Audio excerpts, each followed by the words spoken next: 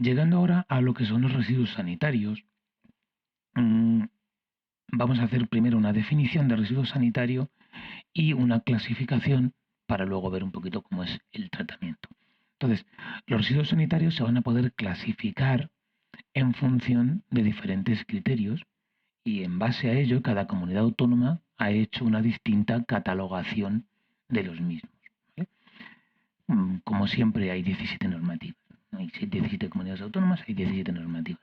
Todas las comunidades autónomas, en el fondo, contemplan los mismos residuos porque son los que son. Da igual en qué comunidad autónoma existe la jeringuilla usada, por ejemplo. Lo único que hacen es agruparlo de distinta forma.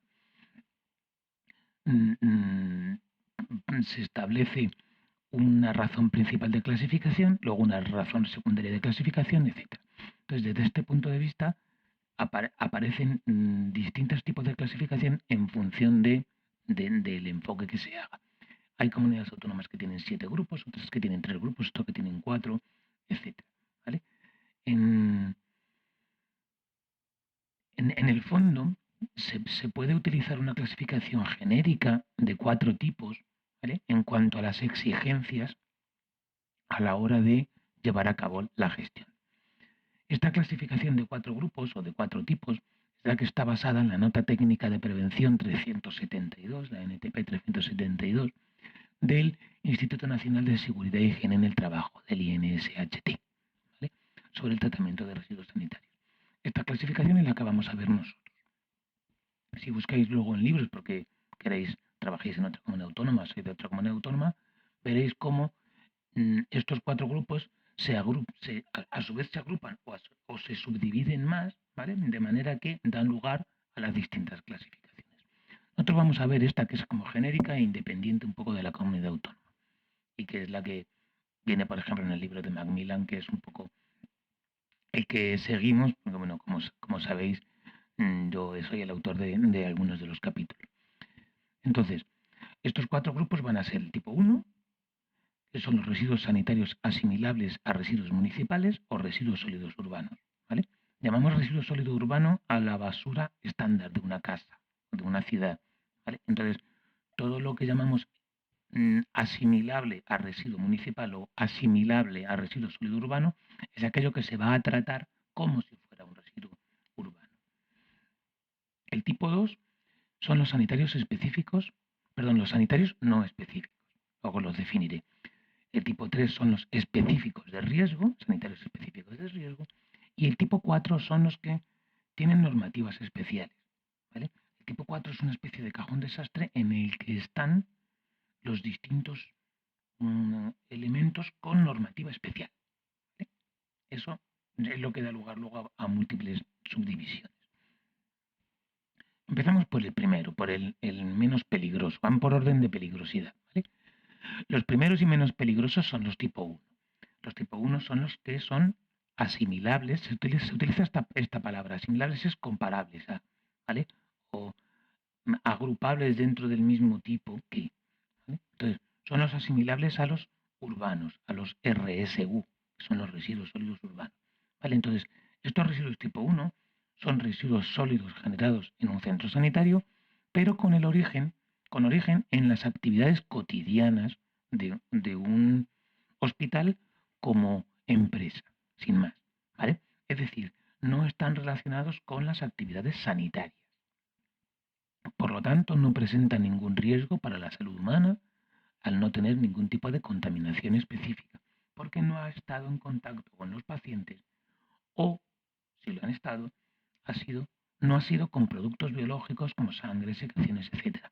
Simplemente porque se han utilizado dentro de un hospital como se podrían utilizar dentro de un aeropuerto, como se podrían utilizar dentro de mi casa, ¿vale? Por lo tanto, no van a plantear ninguna exigencia especial para su gestión. Se va a tratar de forma normal, como un residuo normal. ¿Cuáles son? Por ejemplo, material procedente de la actividad hostelera, pues los restos de comida de la cafetería del hospital, material procedente de las actividades administrativas, pues los folios, los bolis y cualquier otro material administrativo, mobiliario del centro hospitalario que se queda, se estropea o que se tiene que renovar, residuos de jardinería bien de las zonas ajardinadas externas o bien de las plantas internas de un hall de un hospital, envases de medicamentos vacíos, excepto de los citostáticos, pilas y baterías, ¿vale? Y cualquier material que ha sido previamente descontaminado o esterilizado. Yo, si tengo material infeccioso, pero lo esterilizo o lo descontamino, pierde su peligrosidad y se convierte en un residuo sólido urbano o asimilable a él, que son los residuos de tipo 1. Los residuos de tipo 2 o sanitarios no específicos son los residuos no infecciosos, es la clave, procedentes de la actividad sanitaria directa. Son los más habituales en un centro sanitario y se consideran de riesgo solo mientras se encuentran dentro del centro sanitario, porque pueden ser un reservorio de microorganismos, ¿vale? Son solo peligrosos para el personal sanitario que tiene contacto directo con ellos y para pacientes inmunodeprimidos.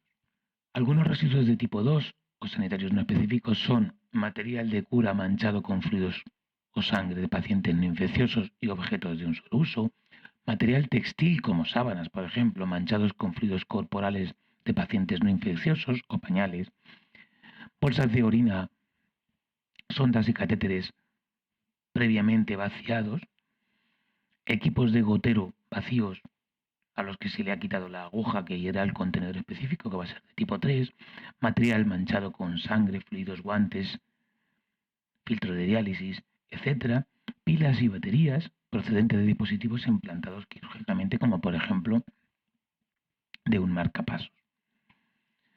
Los residuos de tipo 3 o específicos de riesgo son aquellos potencialmente contaminados, por lo que pueden generar un riesgo para la salud de las personas, tanto dentro como fuera del centro sanitario. Dentro de este grupo van a estar residuos infecciosos por una parte, procedentes de pacientes con infecciones peligrosas por su facilidad de contagio o por su virulencia, residuos anatómicos, ¿vale? Cualquier resto humano anatómico que se pueda reconocer como tal y que sea de pequeña entidad, ¿vale? No hablamos de una pierna, sino cosas pequeñas, residuos anatómicos de pequeña entidad. Recipientes que contengan sangre o hemoderivados en forma líquida, ¿vale? Siempre tienen que ser líquidos y aquí no entran materiales manchados con estos líquidos. Otros son agujas y material pulsante, como las propias catéteres, agujas de bisturí, portaobjetos, pipetas, tubos de vidrio, etcétera, usados. Animales de experimentación inoculados con agentes infecciosos, incluidos sus cadáveres, como rotando laboratorio, etcétera.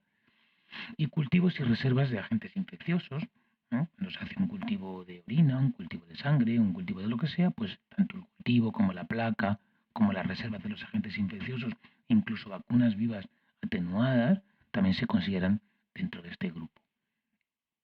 Y por último, los residuos de tipo 4 son los que también se llaman tipificados con normativas singulares, son aquellos residuos especiales que no están dentro del grupo 3 y que se regula mediante una normativa específica según cada uno de ellos, ¿vale? Son 6 subgrupos.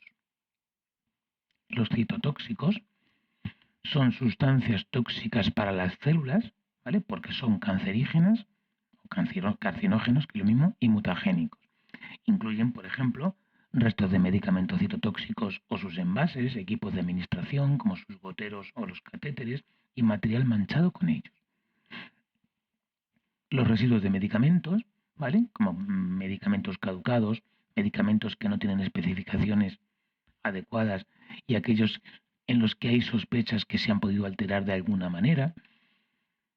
Otro grupo son los residuos de sustancias químicas que proceden de distintas actividades sanitarias como laboratorios, limpieza, revelado de radiografías, esterilización o desinfección, etc.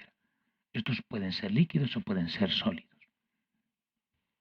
Restos anatómicos de entidad, ¿vale? Cadáveres, otros restos procedentes de abortos, autopsias, mutilaciones, una pierna, operaciones quirúrgicas, etc. ¿Vale? Estos residuos tienen un reglamento específico que es el Reglamento de Policía Mortuoria Sanitaria, que está en el Real Decreto 2263 de 1974. El quinto grupo serían los residuos radioactivos, que son sustancias que emiten radiaciones ionizantes. Recordad que vimos en el tema de la esterilización lo que eran las radiaciones ionizantes y que son peligrosas tanto para la salud humana como para la salud del resto de los seres vivos como para el medio ambiente. Estos tienen también una reglamentación especial, que es el Real Decreto 1522-84, y lo tiene que gestionar la Empresa Nacional de Residuos Radiactivos de Mediana y Baja Intensidad, que se llama ENRESA, y que hace la recogida específica y luego lo va a gestionar depositándolo en el vertedero de residuos radiactivos del Cabril en Córdoba. Y luego están otros, ¿vale? Que son otros que no tienen cabida en ninguno de los anteriores, pero que de alguna manera tienen características especiales para no agruparlo en ningún otro lado. De estos últimos, ¿vale? Para minimizar los riesgos y facilitar la recogida de todos estos residuos, claro, cada uno tiene su normativa específica, no son tan fáciles de identificar globalmente como los anteriores, van a contar con un etiquetado informativo acerca de su peligrosidad. Este etiquetado siempre incluye pictogramas de peligro, el típico dibujito de la calavera o de la explosión o algo así, ¿vale? Ahora los veremos. La identificación del producto, el nombre, datos del proveedor para poder contactar en caso de determinado tipo de problema. Y luego dos tipos de frases que se llaman identificadores de peligro o frases H y consejos de prudencia o frases P. Lo vemos en un ejemplo y se entiende muy bien cuáles son estas dos últimas. Fijaros, esto es un residuo, una etiqueta, perdón, de un producto que genera un residuo de tipo 4. Están los pictogramas, aquí tendría que ir el fabricante, el nombre, el proveedor, y luego están aquí las frases que os decía. Las frases H, que son de identificación de peligro, ¿vale? Y las frases P, que son consejos de prudencia, que a su vez los hay de prevención, de respuesta y de eliminación. Tenéis, por ejemplo, dentro de las identificadoras líquido, vapores muy inflamables, provoca irritación ocular grave, puede provocar somnolencia o vértigo. De las de prudencia, mantener alejado de fuentes de calor. De las de prudencia con respuesta, en caso de contacto, aclarar cuidadosamente con agua y tal. Cada una de ellas, además, hace referencia a un manual en el que explica con más detalle cada una de los, por eso viene el numerito. Y de eliminación, eliminar el recipiente a través de un gestor autorizado. No se puede tirar de ninguna manera, simplemente llamando al gestor autorizado de este tipo de producto que es inflamable, es mutagénico y tiene un determinado tipo de peligro. Aquí tenéis los tipos de peligro, ¿vale? Están los de peligro físico, explosivo, inflamable, comburente, ¿vale? Que puede agravar un incendio, que tiene gas a presión, que es corrosivo. Peligros para la salud, tóxico, tóxico agudo, cancerígeno, mutagénico y tóxico.